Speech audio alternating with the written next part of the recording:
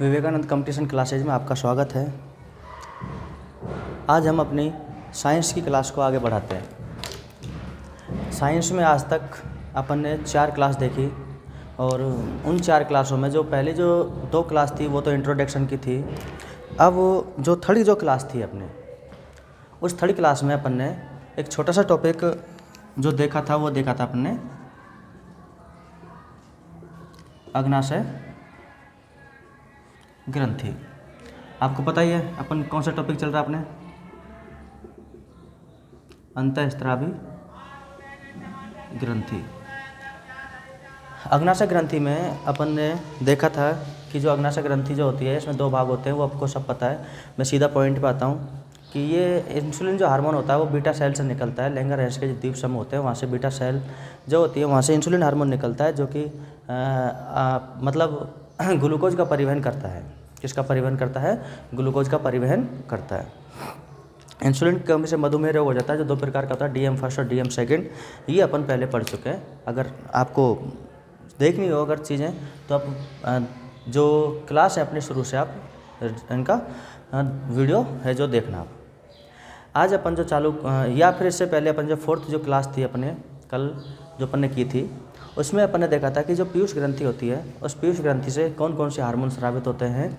उसमें अपन ने देखा था कि जो पीयूष ग्रंथि है इसको अपन 2 भागों में बांटते हैं। एक तो मुख्य रूप से 2 भागों में, अग्रपाली और पश्चपाली। अग्रपाली से जो हार्मोन निकलते हैं और जो पश्चपाली से निकलते हैं, ऑक्सीटोसिन हार्मोन और वैसोप्रेसिन हार्मोन पश्चपाली से निकलते हैं। बाकी prolactin hormone, growth hormone, TSH, FSH और LH, ये जो हार्मोन होते हैं ये निकलते हैं अपने अग्रपाली से। इनके बारे में अपन ने देख लिया था।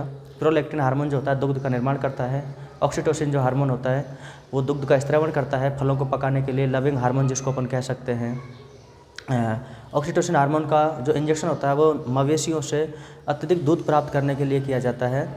इसके बाद में फिर अपन ने पढ़ा था वैसोप्रेसिन हार्मोन। जो वैसोप्रेसिन जो हार्मोन होता है ये अपने जो यूरिया में जो अत्यधिक जो जल की मात्रा जो जाती है उस जल की मात्रा को वापस से रक्त में लाने का कार्य करता है वैसोप्रेसिन हार्मोन। अपन ने देखा था जो मरुस्थलीय जो जानवर होते हैं उनमें जो वैसोप्रेसिन जो हार्मोन है वो ज़्यादा मात्रा में पाया जाता है। ये और भी इसकी बहुत सारी बातें थी जो अपन ने क्लास में की थी, लास्ट क्लास में आप उसकी वीडियो देखना। फिर अपन ने ग्रोथ हार्मोन के बारे में पढ़ा था। तो जो ग्रोथ हार्मोन है उस ग्रोथ हार्मोन के बारे में जब अपन ने देखा था तो इस ग्रोथ हार्मोन में क्या होता है कि जो हड्डियों की जो कोशिका होती है ऑस्टियोसाइट, हड्डियों की जो कोशिका होती है जिसका नाम क्या होता है ऑस्टियोसाइट, वो ऑस्टियोसाइट जो क्या करती है विभाजन करती है अपने आप में। अगर इसका विभाजन अगर कम हो, ग्रोथ हार्मोन या वृद्धि हार्मोन अगर कम हो तो इसकी वजह से बौनापन आ जाता है बच्चों में। क्या आ जाता है अपने? बौनापन आ जाता है। और अगर ज़्यादा मात्रा में अगर आ जाते हैं उसे अपन कहते हैं भीमकायता। किस नाम से जानते हैं? भीमकायता। अब अपन अगला नेक्स्ट बात करते हैं, अपनी नेक्स्ट पॉइंट है अपने थायराइड ग्रंथि।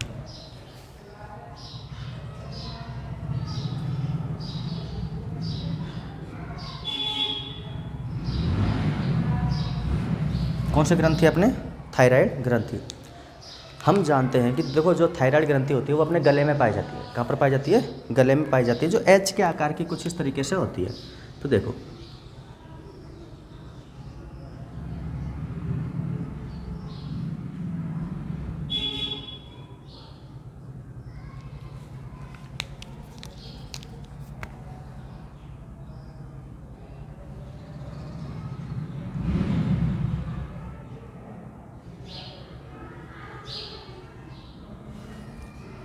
ये अपने है थायराइड ग्रंथि।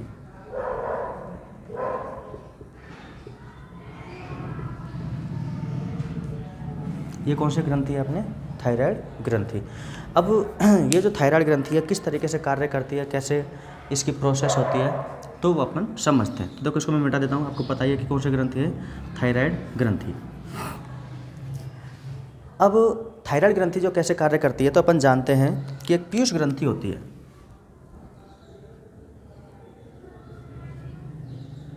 कौन सी ग्रंथि होती है? पीयूष ग्रंथि होती है। इस पीयूष ग्रंथि से एक हार्मोन स्रावित होता है। इस पीयूष ग्रंथि से एक हार्मोन स्रावित होता है जिस हार्मोन के बारे में अपन ने पढ़ा था TSH,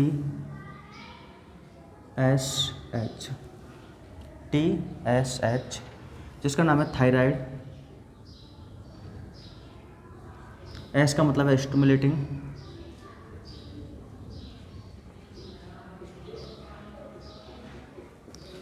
stimulating hormone. Thyroid stimulating hormone.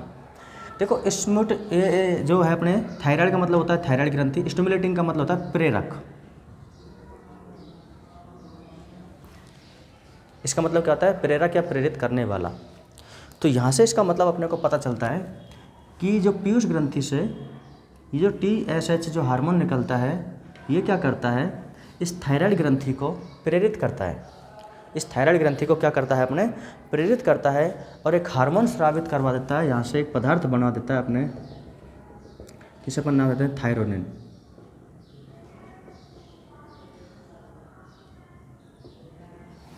कौन सा हार्मोन स्रावित करवा देता है? थायरोनिन। पीयूष ग्रंथि से TSH निकलता है, जैसे थायरोनिन का निर्माण होता है। अब जैसे ही पीयूष ग्रंथि से TSH निकला, थायराइड स्टिमुलेटिंग, इसने थायराइड ग्रंथि को प्रेरित किया और थायराइड ग्रंथि ने किसका निर्माण कर दिया? थायरोनिन का निर्माण कर दिया। अब अपन भोजन के माध्यम से आयोडीन ग्रहण करते हैं। क्या ग्रहण करते हैं? आयोडीन। तो जैसे ही अपन आयोडीन का ग्रहण करते हैं और जब आयोडीन अपन खाते हैं तो थायरोनिन और आयोडीन दोनों मिलकर के थायरोक्सिन हार्मोन का निर्माण करते हैं। दोनों मिलकर के किसका निर्माण करते हैं? Thyroxine hormone.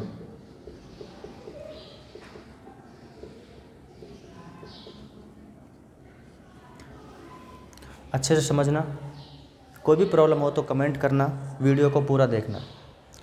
पीयूष ग्रंथि से TSH हार्मोन निकलता है, थायराइड स्टिमुलेटिंग हार्मोन, जो कि थायराइड ग्रंथि को प्रेरित करता है, जिससे कि थायराइड ग्रंथि किसका निर्माण करती है? थायरोनिन का निर्माण करती है। अपन भोजन से आयोडीन ग्रहण करते हैं तो थायरोनिन और आयोडीन मिलकर के एक हार्मोन बना देते हैं, जिसका नाम होता है थायरोक्सिन हार्मोन। किस हार्मोन का निर्माण कर देते हैं? थायरोक्सिन हार्मोन का निर्माण कर देते हैं। अब इधर देखना, अब अगर अपन खाने के माध्यम से अगर आयोडीन ज़्यादा ले रहे हैं, आयोडीन ज़्यादा ले रहे हैं, तो बताओ जो थायरोक्सिन जो हार्मोन होगा, थायरोक्सिन हार्मोन भी क्या बनेगा? ज़्यादा बनेगा। थायरोक्सिन हार्मोन कैसा बनेगा? ज़्यादा बनेगा। अगर हम खाने के माध्यम से अगर आयोडीन अगर कम ले रहे हैं तो थायरोक्सिन हार्मोन कैसा बनेगा? कम बनेगा।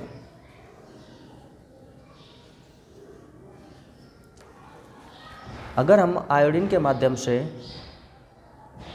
अगर अपन आयोडीन ज़्यादा ले रहे हैं तो थायरोक्सिन हार्मोन कैसा बनेगा? ज़्यादा बनेगा। और अगर अपन आयोडीन कम ले रहे हैं तो थायरोक्सिन हार्मोन कैसा बनेगा? कम बनेगा। अब जैसे ही यहाँ पर थायरोक्सिन हार्मोन का निर्माण हो गया तो यहाँ से ये चला जाता है कहाँ पर? अपने रक्त नलिका में।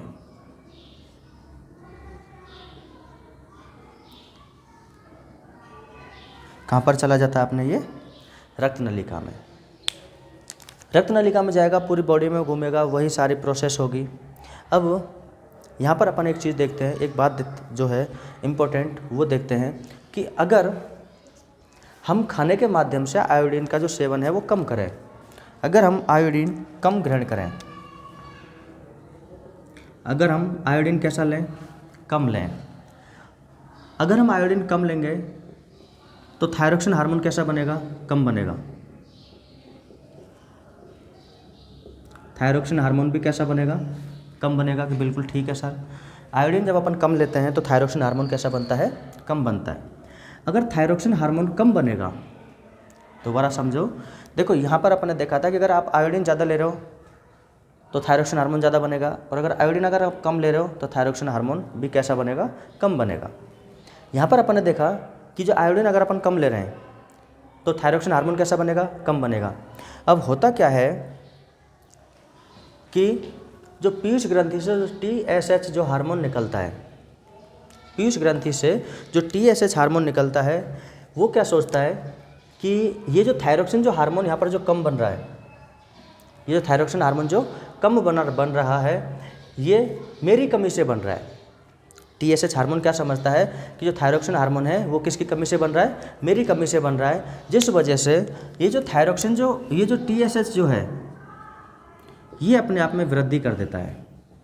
जो TSH जो हार्मोन है वो अपने आप में क्या कर देता है, वृद्धि कर देता है। अब जैसे ही TSH हार्मोन में जैसे ही वृद्धि होगी, दोबारा समझो, होता क्या है कि जैसे मान के चलो मैं बच्चों को पढ़ा रहा हूँ, अच्छे से पढ़ा रहा हूँ, पता चला 10 दिन बाद मैंने जैसे उनका टेस्ट लिया तो देखा मैंने कि भाई बच्चों को तो कुछ आता ही नहीं है। तो मैंने क्या सोचा, मैंने तो मेरी फुल जो एफर्ट है जिसको अपन कहते हैं पूरी मेहनत पहले लगा दी पढ़ाने में, लेकिन जो बच्चे हैं फिर भी कमज़ोर हैं। तो मैंने क्या सोचा, हो सकता है कि मेरी वजह से बच्चे क्या है, कमज़ोर हैं, हो सकता है मेरी वजह से बच्चे क्या है, कमज़ोर हैं। फिर मैंने वापस से फिर से और मेहनत लगाई, फिर से पता चला कि उनको तो वही 0 रिजल्ट। मैंने फिर और मेहनत की। इसका मतलब है कि मैं वापस से मेहनत करता जा रहा हूँ, मेहनत करता जा रहा हूँ। उससे क्या है कि मेरा जो दिमाग है उल्टा वो ख़राब हो जाएगा, उल्टा वो ख़राब हो जाएगा। ऐसे ही यहाँ पर अपन खाने में आयोडीन कम खा रहे हैं, जिससे थायरॉक्सिन हार्मोन कैसा बन रहा है, कम बन रहा है। लेकिन TSH या पीयूष ग्रंथि सोचती है, TSH जो हार्मोन सोचता है कि मैं खुद कम निकल रहा हूँ, इस वजह से जो थायरॉक्सिन हार्मोन है वो कैसा बन रहा है, कम बन रहा है। तो क्यों ना मैं अपनी मात्रा को बढ़ा दूँ, तो क्यों ना मैं अपनी मात्रा को बढ़ा दूँ। ठीक है सर, कि TSH ने अपनी मात्रा को बढ़ा दिया। अब जैसे TSH ने अपनी मात्रा को बढ़ाया तो क्या होता है कि जो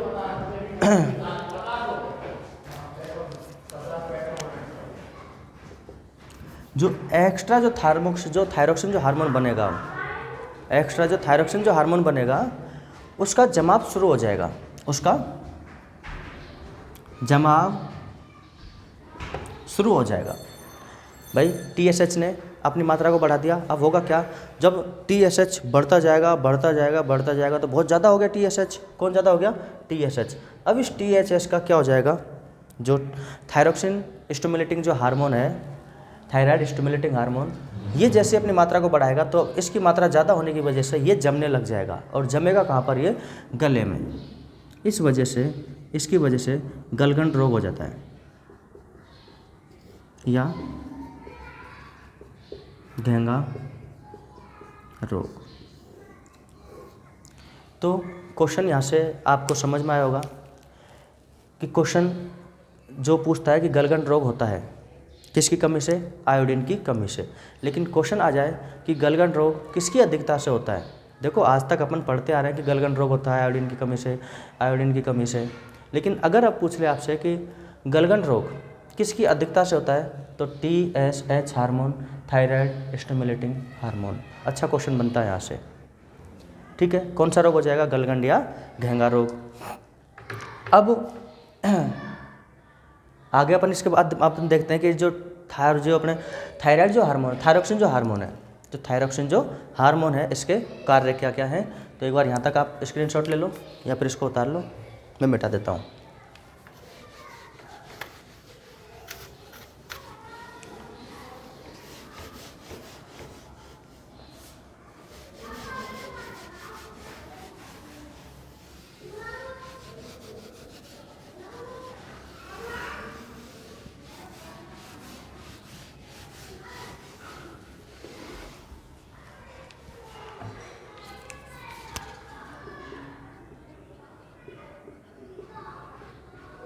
थायरॉक्सिन हार्मोन के कार्य।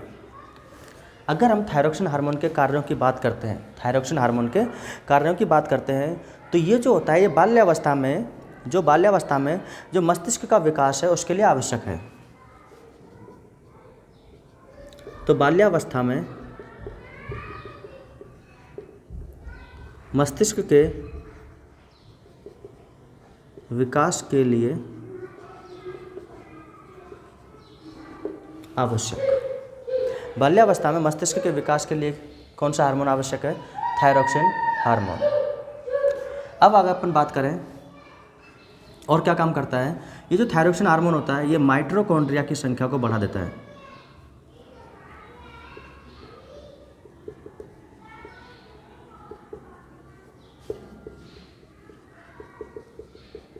थायरॉक्सिन हार्मोन माइटोकॉन्ड्रिया की संख्या को क्या कर देता है, ये बढ़ा देता है। और जैसे ही माइटोकॉन्ड्रिया की संख्या बढ़ेगी, अपन जानते हैं माइटोकॉन्ड्रिया में क्या बनती है, ऊर्जा बनती है। माइटोकॉन्ड्रिया में क्या बनती है?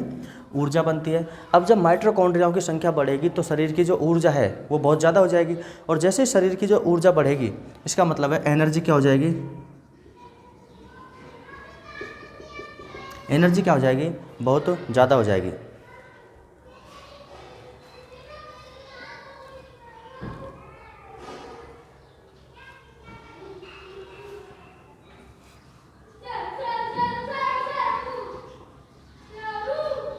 एनर्जी क्या हो जाएगी? बहुत ज़्यादा हो जाएगी। अगर एनर्जी ज़्यादा हो जाएगी तो जो हमारी जो बॉडी का जो तापमान होगा, बॉडी टेम्परेचर भी क्या हो जाएगा? ज़्यादा हो जाएगा। और अगर बॉडी टेम्परेचर ज़्यादा हो जाएगा तो हमारी पूरी बॉडी के जो काम होंगे, ऑर्गन जो हैं, ऑर्गन जो है वो काम करना कैसा कर देंगे? ज़्यादा कर देंगे। आप ये तो है नहीं है कि एक ऑर्गन काम करेगा ज़्यादा, हमारी पूरी बॉडी ज़्यादा काम करेगी। इसलिए इसे अपन कहते हैं इसे कहते हैं आधारी उपापचय क्रिया या आधारी उपापचय दर। आधारी उपापचय दर, आधारी उपापचय दर के नाम से अपन इसे जानते हैं, BMR, basic metabolic rate. Basic metabolic rate के नाम से अपन इसको जानते हैं। तो अपन ने यहाँ पर क्या देखा कि जो थायराइड ग्रंथि के जो कार्य हैं, बाल्यावस्था में क्या करता है कि मस्तिष्क के विकास के लिए आवश्यक होता है, और इसकी वजह से जो माइटोकॉन्ड्रिया की जो संख्या होती है वो बढ़ जाती है। अगर माइटोकॉन्ड्रिया की जो संख्या है अगर वो बढ़ेगी तो एनर्जी क्या होगी? अपने आप ही ज़्यादा होगी, और अगर एनर्जी ज़्यादा होगी तो बॉडी का जो टेम्परेचर है वो भी क्या हो जाएगा? ज़्यादा हो जाएगा। और अगर बॉडी का टेम्परेचर ज़्यादा हो गया तो हमारे ऑर्गन क्या करेंगे? ज़्यादा काम करेंगे। और ऑर्गन ज़्यादा काम करेंगे मतलब ये तो नहीं है कि एक ही ऑर्गन ज़्यादा काम करेगा, पूरी बॉडी काम करेगी इकट्ठा। तो आधारी उपापचय दर या बेसिक मेटाबॉलिक रेट, बेसिक नहीं, बेसल मेटाबॉलिक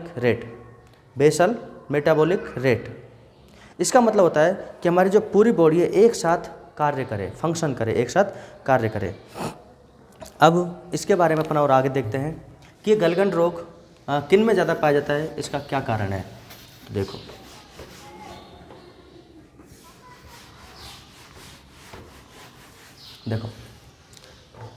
आपने सुना होगा कि जो ये गलगंड या घेंगा रोग है वो पहाड़ी क्षेत्रों में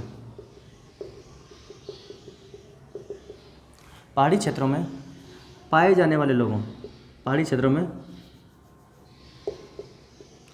रहने वाले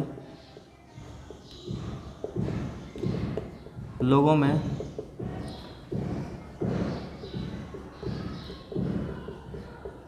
अधिक मात्रा में पाया जाता है, क्योंकि इन जो क्षेत्रों में, जो पहाड़ी जो क्षेत्र होते हैं, इन क्षेत्रों में आयोडीन की कमी होती है।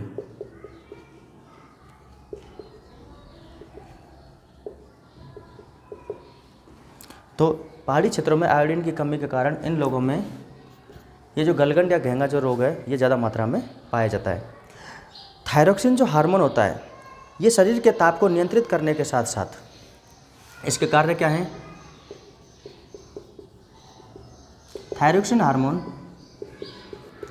शरीर के ताप को नियंत्रित करने के साथ साथ BMR, बेसल मेटाबॉलिक रेट को भी नियंत्रित करता है। BMR को भी नियंत्रित करता है। मेरे हिसाब से यहाँ तक समझ में आ गया होगा कंप्लीट, कोई दिक्कत नहीं है यहाँ तक थायराइड ग्रंथि से संबंधित। देखो अगर आप इनको अच्छे से करते हो तो मैक्सिमम चीज़ें आप यहाँ से सॉल्व कर सकते हो। अब अगर आगे देखें, आगे समझ में आता है। अब देखो कि एक और क्वेश्चन बनता है यहाँ से कि चाइल्डहुड स्टेज में, कब? चाइल्डहुड स्टेज में या फिर बाल्यावस्था में। कब की बात कर रहे हैं अपन? बाल्यावस्था की। अगर बाल्यावस्था में अगर आयोडीन की मात्रा कम हो जाए, अगर बाल्यावस्था में आयोडीन की मात्रा क्या हो जाए, कम हो जाए, तो बताओ थायरॉक्सिन हार्मोन भी कैसा बनेगा, कम बनेगा। थायरॉक्सिन हार्मोन भी कैसा बनेगा, कम बनेगा, जिसकी वजह से अपन जानते हैं अगर थायरॉक्सिन हार्मोन कम है तो जो ब्रेन का विकास कैसा होगा, कम होगा। ब्रेन का विकास कैसा होगा, कम होगा, जिससे अपन कह सकते हैं मंदबुद्धि बालक।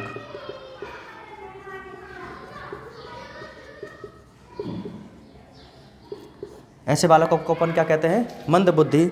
और थायरॉक्सिन जो हार्मोन है यहाँ पर अगर इसकी कमी हो जाती है तो बच्चे में आ जाता है बौनापन। तो बच्चे में क्या आ जाता है, बौनापन। ऐसा बच्चा जो मंदबुद्धि भी है और जो बौना भी है, ऐसे बच्चे को अपन कहते हैं जड़ मानवता, क्रिटिनिज्म। ऐसे बच्चे को अपन किस नाम से जानते हैं, जड़ मानवता या क्रिटिनिज्म। तो मेरे हिसाब से आप यहाँ से यहाँ तक कर सकते हो कि क्रिटिनिज्म का मतलब क्या होता है कि जो बाल्यावस्था में जो आयोडीन की अगर कमी हो जाए बच्चे में, तो थायरॉक्सिन हार्मोन कैसा बनेगा, कम बनेगा। बच्चे का ब्रेन का जो विकास है वो कैसा होगा, कम होगा, और बच्चा कैसा रह जाएगा, बौना। इस वजह से बच्चा जो मंदबुद्धि है और बौनापन, अगर दोनों चीज़ें अगर एक ही बच्चे में मिल जाए तो उसे अपन कहते हैं जड़ मानवता या क्रिटिनिज्म। जड़ मानवता या क्रिटिनिज्म। तो क्वेश्चन आता है,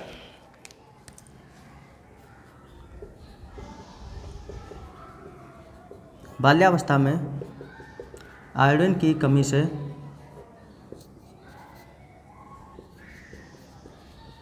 कौन सा रोग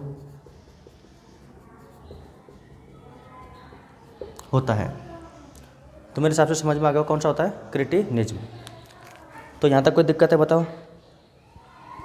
वापस देखो क्या होता है कि जो थायराइड जो ग्रंथि होती है, अगर वो कार्य करेगी तो सबसे पहले पीयूष ग्रंथि जो होती है उससे एक हार्मोन स्रावित होता है TSH, थायरोक्सिन स्टिमुलेटिंग हार्मोन। ये हार्मोन थायराइड ग्रंथि को प्रेरित करता है और वो थायरोनिन बनाता है। अपन भोजन के माध्यम से आयोडीन ग्रहण करते हैं और जो थायरोनिन और आयोडीन आपस में मिल करके थायरॉक्सिन हार्मोन का निर्माण करते हैं। थायरॉक्सिन हार्मोन जो होता है ये यहाँ से रक्त में चला जाता है। यदि अगर आयोडीन की अगर कमी हो जाए तो थायरॉक्सिन हार्मोन में क्या बनेगा, कम बनेगा। और अगर थायरॉक्सिन हार्मोन कम बन रहा है तो इस वजह से जो TSH जो हार्मोन है वो अपने आप में वृद्धि करना शुरू कर देता है। वो अपने आप में क्या कर देता है, वृद्धि करना शुरू कर देता है। इस वजह से जो अतिरिक्त जो TSH है वो वहाँ जमने लग जाता है, जिसकी वजह से गलगंड या घेंगा रोग हो जाता है। इसके बाद में अपन ने देखा था कि ये क्या काम आता है कि जो ब्रेन होता है उसके विकास के लिए काम आता है और ये माइटोकॉन्ड्रिया की संख्या को बढ़ा देता है। अगर यह माइटोकॉन्ड्रिया की अगर संख्या को बढ़ा देता है तो एनर्जी का भी क्या होगा, एनर्जी की भी बढ़ोतरी होगी। और अगर एनर्जी की बढ़ोतरी होती है यहाँ पर तो हमारा जो शरीर है वो कार्य ज़्यादा करेगा, इसलिए बॉडी का जो टेम्परेचर है वो भी बढ़ जाता है। बॉडी का टेम्परेचर भी बढ़ जाता है और पूरी जो बॉडी हमारी सम्मिलित रूप से कार्य करती है उसे अपन कहते हैं BMR, बेसल मेटाबॉलिक रेट, आधारी उपापचय क्रिया। उसके बाद में अपन ने देखा था कि चाइल्डहुड स्टेज में, बाल्यावस्था में आयोडीन अगर कम है तो थायरॉक्सिन हार्मोन भी क्या बनेगा, कम बनेगा। ब्रेन का विकास कम होगा, बौनापन, अगर दोनों अगर चीज़ें अगर एक ही बच्चे में आ जाएँ तो जिसे अपन क्या नाम देते हैं, जड़ मानवता या क्रिटिनिज्म। तो बाल्यावस्था में आयोडीन की कमी से कौन सा रोग होता है अपने, क्रिटिनिज्म। आगे देखते हैं अपन, एक नोट है, इम्पोर्टेंट है।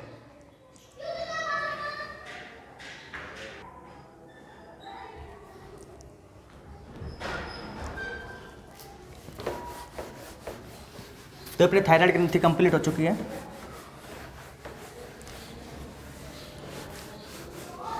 अब देखो एक नोट है, इम्पोर्टेंट है।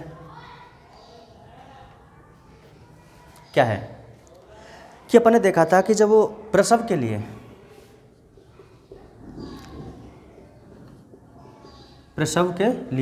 अपन ने देखा था कि जो ऑक्सीटोसिन जो हार्मोन है, प्रसव के लिए जो ऑक्सीटोसिन जो हार्मोन है वह जिम्मेदार होता है। तो प्रसव के लिए ऑक्सीटोसिन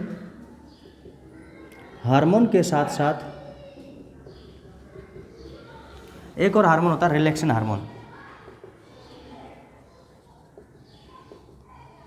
हार्मोन भी जिम्मेदार होता है। तो प्रसव के लिए ऑक्सीटोसिन हार्मोन के साथ साथ रिलैक्सिन हार्मोन भी क्या होता है, जिम्मेदार होता है। अब ये होता कैसे है, देखो कि ये माता का गर्भ होता है, गर्भाशय इसको अपन कहते हैं। अब गर्भाशय की क्या परतें होती हैं, गर्भाशय की क्या होती हैं, परतें होती हैं। तो बाहर वाली जो परत होती है उसे अपन कहते हैं मायोमेट्रियम, और अंदर वाली जो परत होती है उसे कहते हैं अपन एंडोमेट्रियम। मायो का मतलब होता है मांसपेशी, तो मांसपेशी की जो परत होती है, गर्भाशय की परत को अपन कहते हैं मैट्रियम।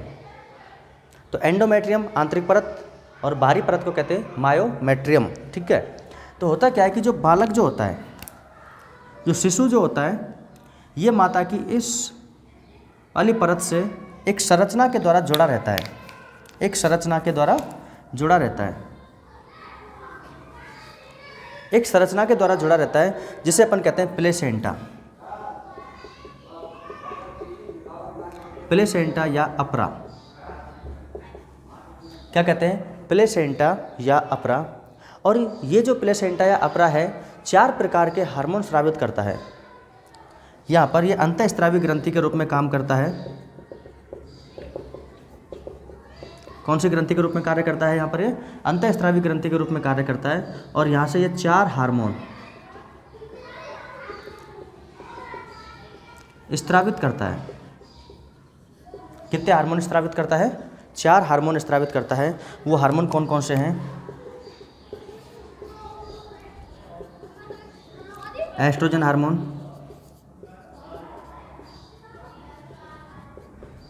Progesterone hormone. दोबारा देखो एक बार, गर्भाशय, बच्चा गर्भाशय की एंडोमेट्रियम के द्वारा प्लेसेंटा या अपरा के द्वारा जुड़ा रहता है। यह प्लेसेंटा या अपरा अंतःस्रावी ग्रंथि के रूप में कार्य करता है, जो कि 4 हार्मोन स्रावित करता है, एस्ट्रोजन हार्मोन, प्रोजेस्टेरोन हार्मोन, एक होता है रिलैक्सिन हार्मोन।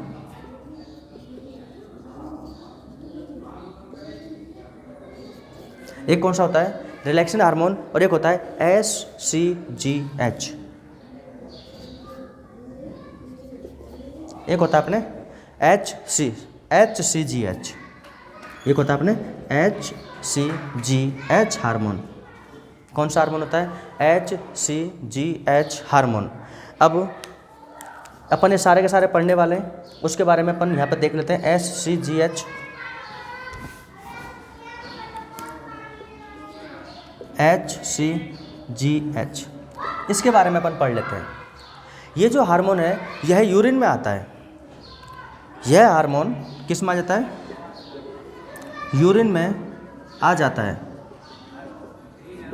यह हार्मोन किस में आ जाता है, यूरिन में। अब होता क्या है कि जब महिला जब प्रेग्नेंट होती है, या फिर कोई भी लड़की या फिर कोई भी जब प्रेग्नेंट होती है, जब वो टेस्ट करवाते हैं, अगर उस टेस्ट में उस मात्रा जब वो टेस्ट होता है तो उसका जो यूरिन होता है उसका टेस्ट किया जाता है। अगर उस यूरिन में अगर HCG/H अगर अनुपस्थित है तो वो महिला प्रेग्नेंट है, और अगर ये अनुपस्थित नहीं है, मतलब उसमें आ रहा है, तो ये प्रेग्नेंट नहीं है। मतलब ये जो काम आता है ये प्रेगनेंसी टेस्ट में काम आता है।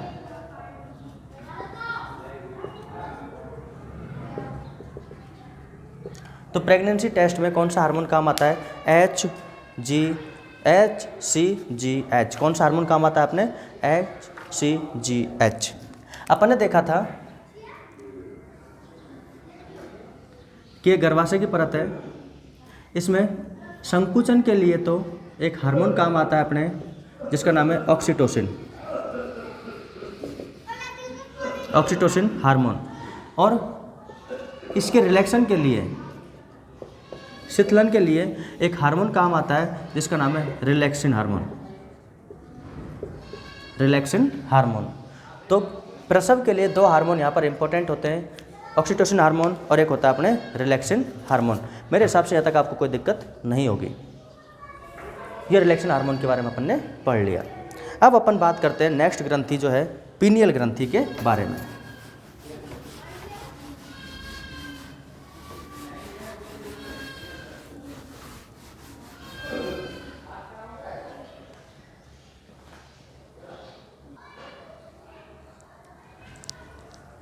चलो बात करते हैं अब हम पीनियल ग्रंथि की। किसकी बात करते हैं, पीनियल ग्रंथि। एक सिंपल सी बात है, इसमें पीनियल ग्रंथि को अपन जैविक घड़ी के नाम से भी जानते हैं। अब ये जो मैंने पूरा कुछ लिखा हुआ है, बस ये कि वीडियो ज़्यादा लंबी हो जाती है, इस वजह से मैंने इसको समझाने की कोशिश की है। तो पीनियल ग्रंथि को अपन जैविक घड़ी के नाम से जानते हैं। देखो, हमारी जो स्किन होती है, ये स्किन मैंने यहाँ बना दी कि ये स्किन है, और ये स्किन की क्या है, सेल है। तो मैंने लिखा स्किन की सेल। त्वचा की कोशिका, त्वचा की जो कोशिका होती है उसे अपन एक नाम से जानते हैं, मेलेनोसाइट। किस नाम से जानते हैं अपन? मेलेनोसाइट के नाम से अपन इसको जानते हैं। तो मैंने क्या किया, एक कोशिका जो मेलेनोसाइट है उसका डायग्राम यहाँ बना दिया, मैंने यहाँ बना दिया। हमारी जो कोशिका होती है, स्किन की जो सेल होती है मेलेनोसाइट, उस मेलेनोसाइट का, साइट का मतलब होता है कोशिका, इसको अपन ने मिलेनो क्यों नाम दिया? क्योंकि इस कोशिका में एक वर्णक पाया जाता है। वर्णक का मतलब होता है जो अपने को रंग प्रदान करता है, उस वर्णक का नाम है मिलेनिन वर्णक। इस मिलेनिन वर्णक की वजह से जो स्किन की जो सेल होती है उसको अपन क्या नाम देते हैं? मेलेनोसाइट। ये जो मिलेनिन वर्णक है ये ब्लैक कलर का होता है, और ये जो ब्लैक कलर है ये अल्ट्रा वेव को ऑब्जर्व कर लेता है, मतलब अपने अंदर ले लेता है, ऑब्जर्व कर लेता है मिलेनिन वर्णक। अब यहाँ पर दो ग्रंथियाँ हैं, पीयूष ग्रंथि और एक पीनियल ग्रंथि।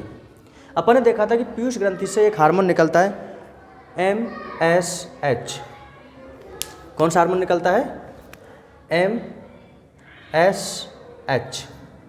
मिलेनोसाइट स्टिमुलेटिंग, और H का मतलब हार्मोन। ये मिलेनोसाइट स्टिमुलेटिंग हार्मोन क्या करता है कि ये मिलेनोसाइट जो कोशिका है, स्किन की जो कोशिका है, इसके पास जाता है और इसमें जो मिलेनिन वर्णक है इसका फॉर्मेशन करता है, इसका निर्माण करता है। तो मिलेनिन वर्णक के निर्माण के लिए जिम्मेदार कौन है? MSH, melanocyte stimulating hormone. और जब इसका निर्माण हो गया, मिलेनिन वर्णक का जब इसमें निर्माण हो गया, तब इस वर्णक को फैलाने का कार्य करता है। क्या करने का काम करता है? फैलाने का, स्प्रेड करने का काम करता है। कौन? MSH, melanocyte stimulating hormone. दूसरी जो ग्रंथि होती है अपने, वो होती है पीनियल ग्रंथि। पीनियल ग्रंथि से दो हार्मोन स्रावित होते हैं। यहाँ अपने जो काम का है वो है मिलेटोनिन हार्मोन। कौन सा हार्मोन स्रावित होता है? Melatonin hormone. ये जो मिलेटोनिन जो हार्मोन है, देखो ये मिलेनोसाइट स्टिमुलेटिंग हार्मोन है, इसने तो इसको फैला दिया, लेकिन ये जो मिलेटोनिन जो हार्मोन है, मिलेटोनिन हार्मोन क्या करता है? ये जो मिलेनिन वर्णक है इसका संग्रहण करता है, मतलब पास लेके आता है, मतलब ये फैलाता है और ये पास लाता है। तो इसकी वजह से हमारा जो त्वचा का जो रंग है, स्किन का जो रंग है, पूरी बॉडी में एक जैसा होता है, पूरी बॉडी में एक जैसा होता है। उसका कारण क्या है कि जो MSH है, जो MSH है, ये तो उसको क्या कर देता है? फैला देता है, फैलाना। और जो मिलेटोनिन है,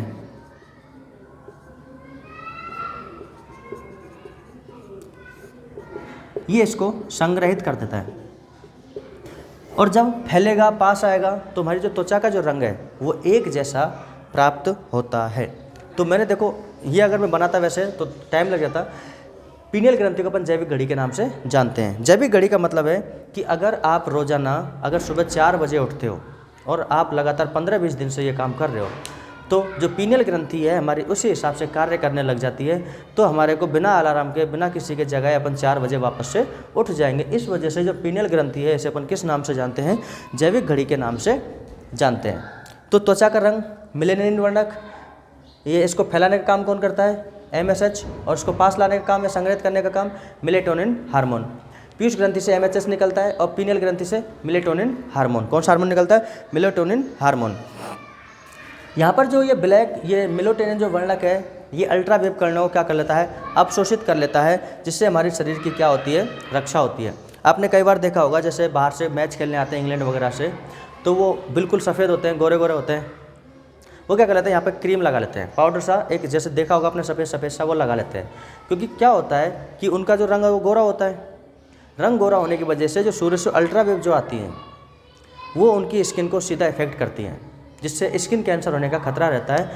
अब अपने तो ब्लैक होते हैं, सब काले काले होते हैं, तो वो क्या कर लेते हैं? उनको अवशोषित कर लेती है, ऑब्जर्व कर लेती है, लेकिन उनके ऑब्जर्व नहीं कर पाती, जिससे उनको कैंसर होने का खतरा होता है। जो वो सफ़ेद सफ़ेद उस पर क्रीम लगाते हैं। तो मेलेनिन जो वर्णक है वो अल्ट्रावेव को अवशोषित करके हमारे शरीर की क्या करती है, रक्षा करती है। अगर आपसे पूछ ले कि जो त्वचा का जो रंग है, इस त्वचा का रंग किसके कारण आता है, तो आप बोलोगे सर MSH और मेलेटोनिन वर्णक के कारण, मेलेटोनिन हार्मोन के कारण इसका जो रंग है वो अपने आता है। पीनियल ग्रंथि से जो मेलेटोनिन जो हार्मोन निकलता है, पीनियल ग्रंथि से जो मेलेटोनिन हार्मोन निकलता है, ये मेलेनिन वर्णक को क्या करता है, एक जगह संग्रहित कर देता है। और जो पीनियल ग्रंथि से कौन सी ग्रंथि से, अपने पीनियल ग्रंथि को अपन किस नाम से जानते हैं, जैविक घड़ी के नाम से भी जानते हैं। पीनियल ग्रंथि को अपन किस नाम से जानते हैं, जैविक घड़ी के नाम से जानते हैं। अब अपन बात करते हैं कि ये AGH क्या है, AGH क्या है।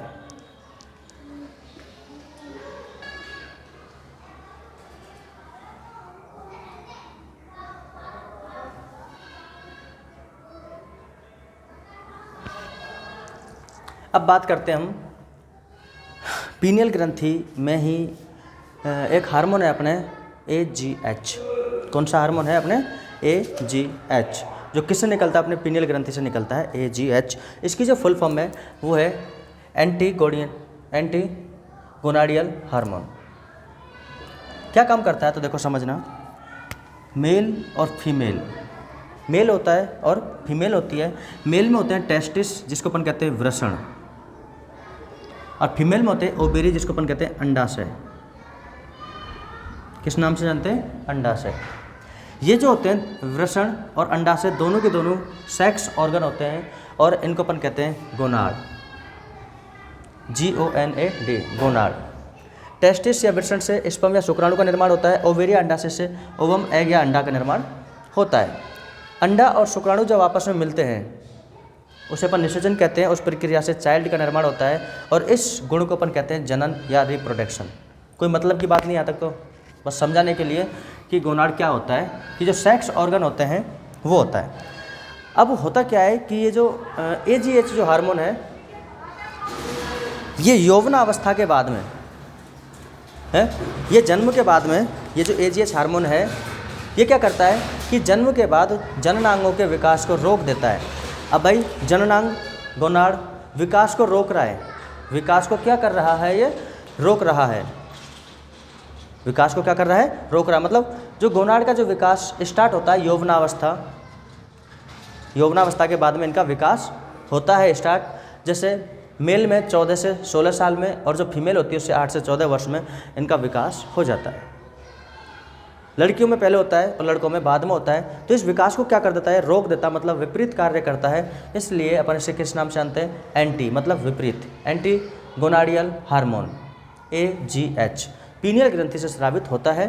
तो AGH जन्म के बाद जननांगों के विकास को क्या कर देता है, रोक देता है। इसलिए इसे एंटी गोनाडियल हार्मोन कहते हैं।